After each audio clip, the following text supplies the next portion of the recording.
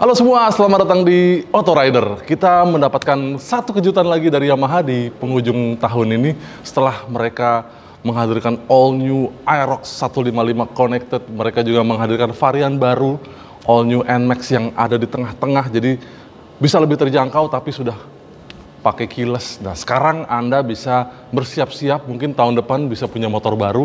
Ini adalah Yamaha Gear 125. Dia adalah bukan pengganti Mio ya, tapi dia memang bagian dari keluarga Mio. Walaupun di atas ini, di judul di bawah ini juga tidak ada nama-nama Mio-nya lagi, ya langsung aja Yamaha Gear 125. Tapi kalau kita lihat di bodinya, dia tetap ada menyeratkan bahwa dia adalah bagian dari keluarga Mio. Jadi ini adalah generasi terbaru, pionir skutik 4 tak di Indonesia. Kita akan bahas bareng motor yang dijual di Jakarta dengan harga Rp16.750.000 untuk yang tipe standar di sebelah kanan saya ini. Sedangkan untuk tipe S di sebelah kiri saya ini adalah Rp17.350.000. Ya, harus diakui dia adalah spesies baru. Apakah dia pengganti dari Yamaha Mio Z yang saat ini mungkin sudah tidak tampak lagi di price list Yamaha? Sepertinya sih bukan, tapi ya memang dia adalah spesies baru. Kita akan bahas semuanya, mulai dari desainnya, bodinya, mesinnya, kaki-kaki. Jangan kemana-mana.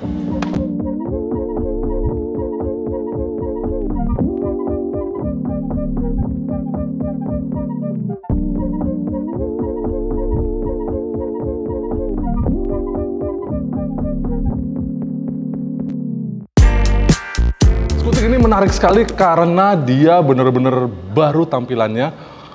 Meskipun baru, ternyata harganya yang sudah saya sebut tadi ya. Dan itu ya menariknya, dia tidak terlalu jauh berbeda dibanding Yamaha Mio M3 yang standar maupun yang AKS SSS. Dan dia juga ada di sini sistemnya.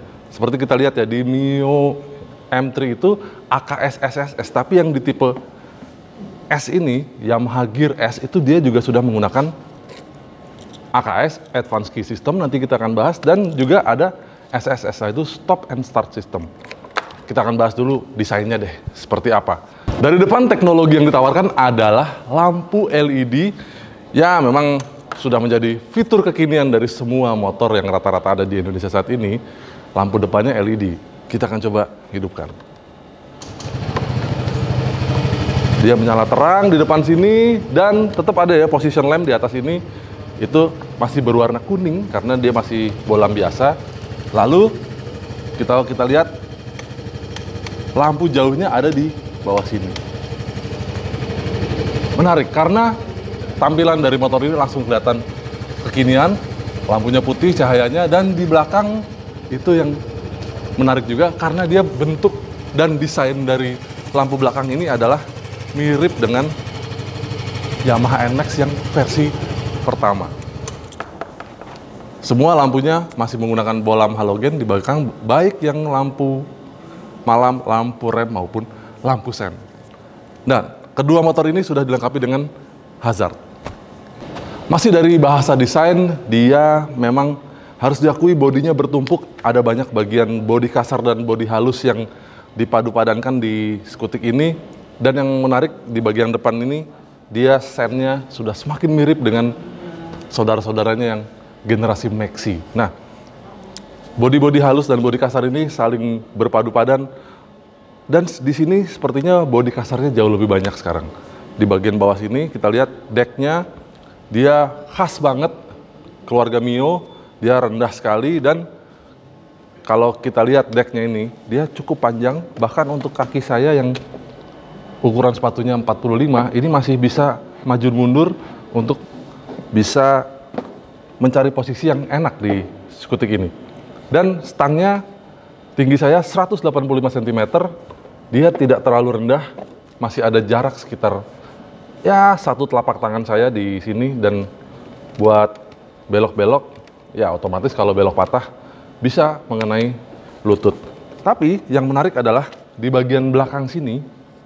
Nah, decknya itu naik ke atas. Jadi, buat Anda pembonceng itu disiapkan memang footstep untuk pembonceng, tetapi ada bagian dari deck ini yang naik ke atas, dan sepertinya kalau buat anak kecil ya, kalau Anda membonceng putra atau putri kesayangan Anda di belakang sini, itu Anda bisa membuat mereka untuk menjejak di bagian sini. Jadi berpijaknya lebih enak karena kalau ke footstep yang bawah itu terlalu jauh. Di sini enak. Asiknya lagi ada aksesori yang bisa Anda pasang, dan ini kelihatan dari terinspirasi mungkin aksesori yang aftermarket yang pernah dijual di pasaran ya. Tapi ini Yamaha membuatkan aksesorinya berupa footstep buat pengendara depan. Jadi setidaknya Anda bisa sedikit selonjoran lah di Yamaha Gear 125 ini. Ada beberapa aksesori lain nanti kita bahas, tapi kita akan bahas dulu beberapa fiturnya dia.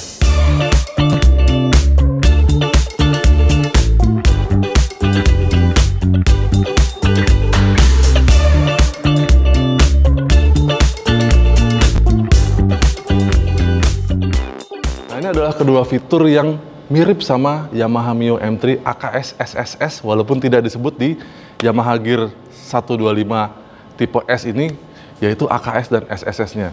AKS-nya adalah Advanced Key System, jadi dia tetap menggunakan remote. Ini adalah answer back sistemnya. Kalau Anda pencet, Anda bisa mencari di mana motor Anda parkir, karena dia akan menyahut sesuai dengan panggilan Anda. Lalu Advanced Key System itu juga termasuk dengan shutter key lock ini, dan satu lagi, Anda bisa membuka bagasi melalui kunci di depan ini.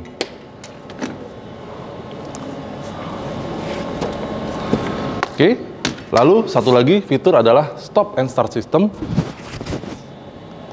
Itu Anda bisa akses melalui tombol di sebelah kanan stang.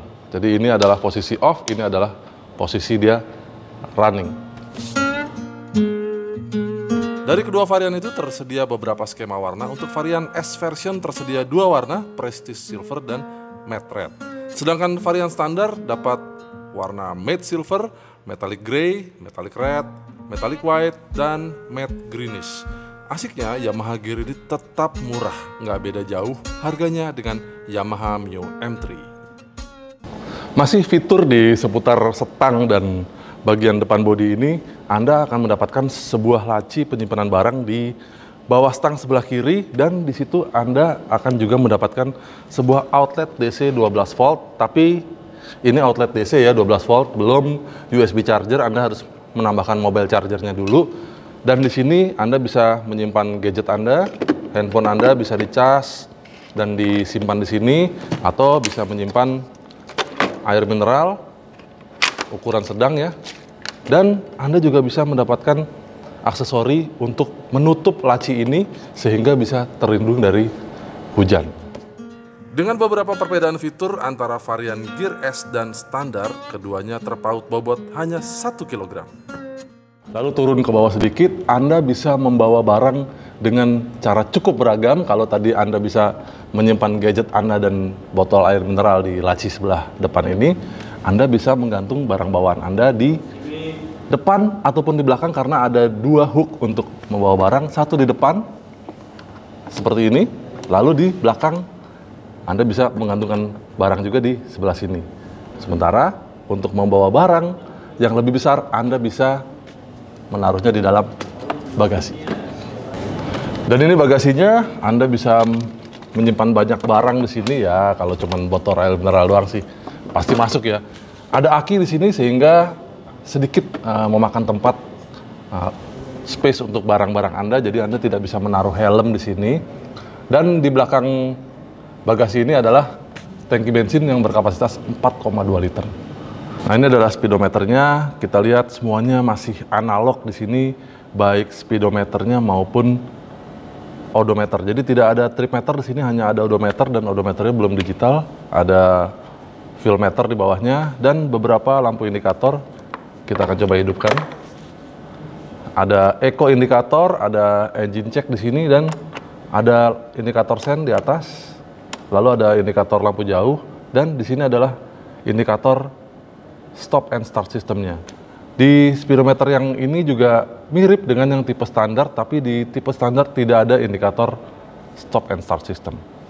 Dari namanya memang dia sudah tidak mencerminkan lagi keluarga Mio, tapi sebenarnya dari segi dimensi, bodi, dan sekarang yang paling kelihatan banget dia adalah bagian dari Mio adalah mesinnya, karena dapur pacu ini masih mirip banget dengan Mio M3 atau Yamaha Frigo juga.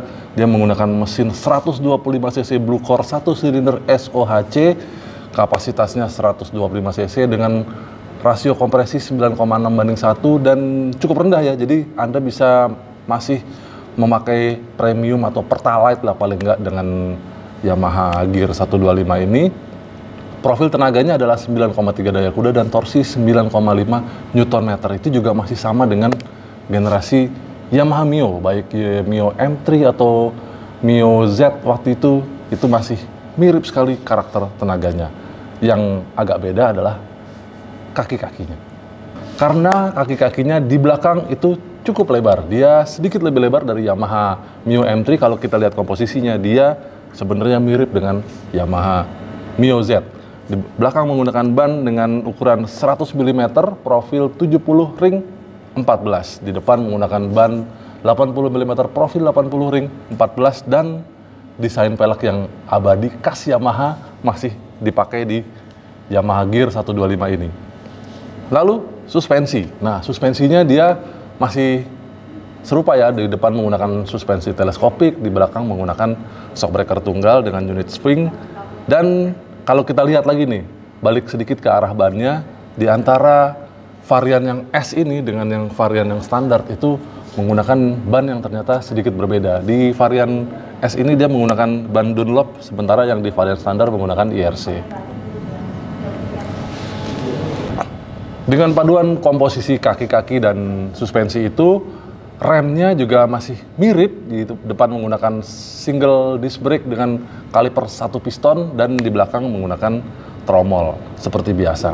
Nah, di depan itu kita masih lihat ada kabel untuk speedometer.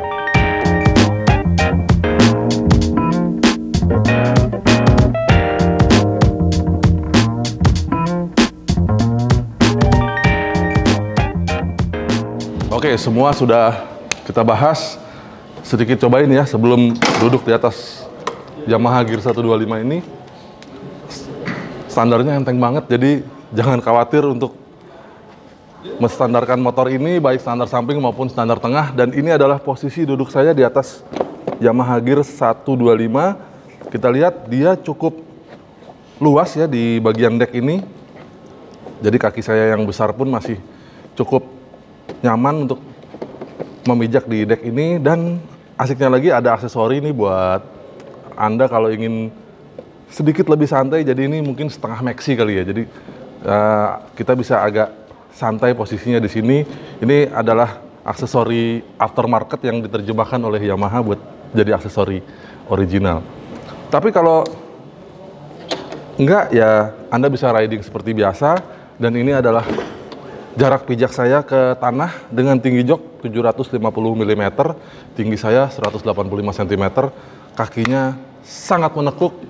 Jadi buat Anda yang tidak terlalu tinggi seperti saya pun harusnya dengan mudah naik skutik ini. Ini adalah salah satu contoh. Ada teman-teman dari Yamaha yang akan memperagakan. Tinggi dari Mbak Candy ini adalah 162 cm dan dia bisa duduk di atas Yamaha Gear 125 ini dengan nyaman. Apalagi buat menjejak ke tanah, dia masih bisa menjejak ke tanah dengan sempurna, dan kakinya mungkin agak sedikit jinjit ya, tapi dikit banget. Sementara itu jok ini cukup lebar, dia kulitnya emang sangat lengket ya, tapi kalau kita pegang joknya, busanya agak keras sebenarnya. Dan itu kalau tadi ya saya duduk di depan, kita coba duduk di belakang seperti apa. Dan ini adalah posisi pembonceng. Seperti biasa, jok pembonceng tidak terlalu lebar, tapi bagian bawah pantat saya ini masih tersangga oleh behel. Nah, behelnya itu juga agak berbeda dibanding yang lama, karena dia sekarang jadi sedikit lebih manis, lebih cantik, tidak seperti yang lama lebih ya kayak Batman gitu ya. Dan sekarang dia lebih manis, dan Anda bisa buat pegangan di belakang ini. Dia bahannya babet. Nah, jadi udah semua kan kita bahas skutik ini. Walaupun kita belum naik, tapi kita udah setidaknya melihat apa saja yang ditawarkan oleh skutik baru dari Yamaha ini, entry level di kelas 16-17 jutaan, Yamaha Gear 125. Dia akan menjadi refreshment di tahun depan buat Anda yang ingin punya motor baru di kelas 125 cc di harga segitu. Nah, bagaimana pendapat Anda mengenai Yamaha baru ini? Silahkan tuliskan komentar Anda di bawah. Terima kasih buat Anda yang sudah menonton video ini sampai habis, dan terima kasih yang sudah memberikan komentar, memberikan like, dan membagikan video ini ke teman-teman Anda yang membutuhkan informasi mengenai Yamaha Gear 125. Terima kasih dan sampai jumpa di video kami yang lain. Bye. Walked in darkness, my home was a night. They came into my life, showed me brilliant light. 'Cause you radiate, you fill my heart again, a grace that never ends. I know